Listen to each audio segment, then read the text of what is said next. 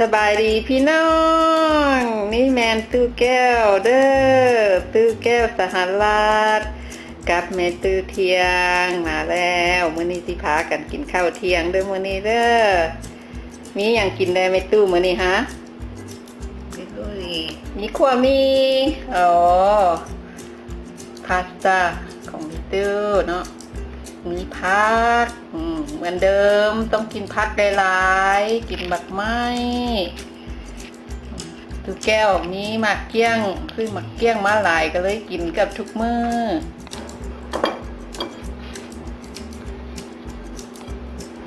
แม่ตู้กินข้าวกับอ้อตอนนี้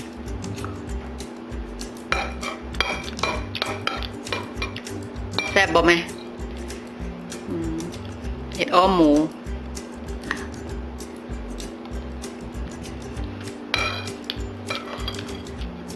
กินกระยอมนี่กินยากเนาะอันนั้นป้าให้เขากินแทนนี่เห็ดเพื่ออยู่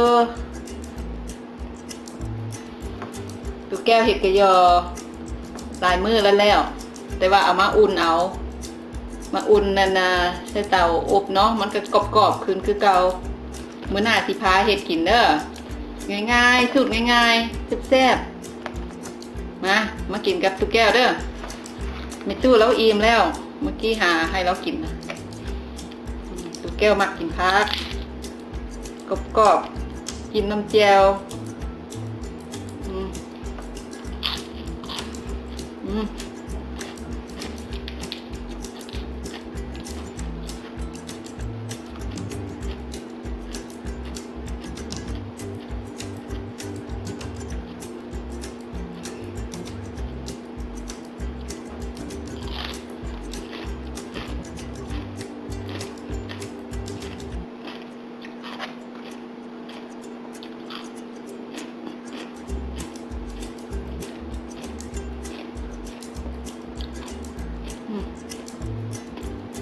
กรอบๆเด้อ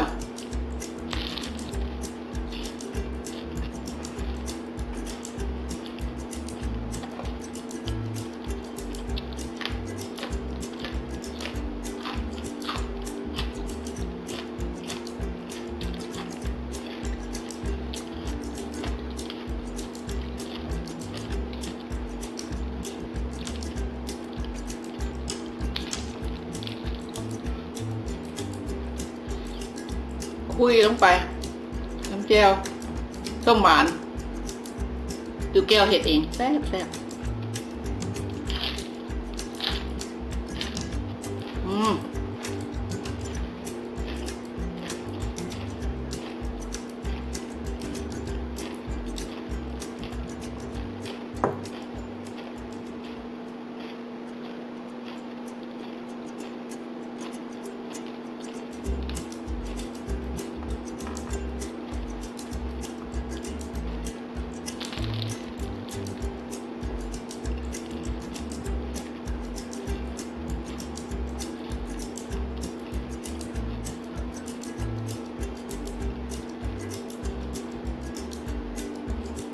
มาเด้อกินข้าวตอนปลายข้าวสวย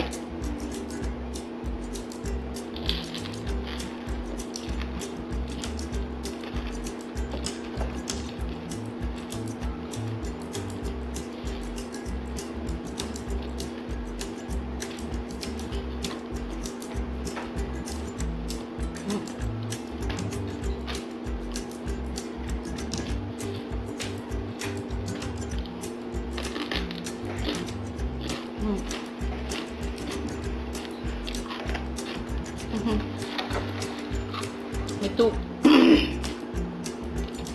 ขึ้นมาแล้ว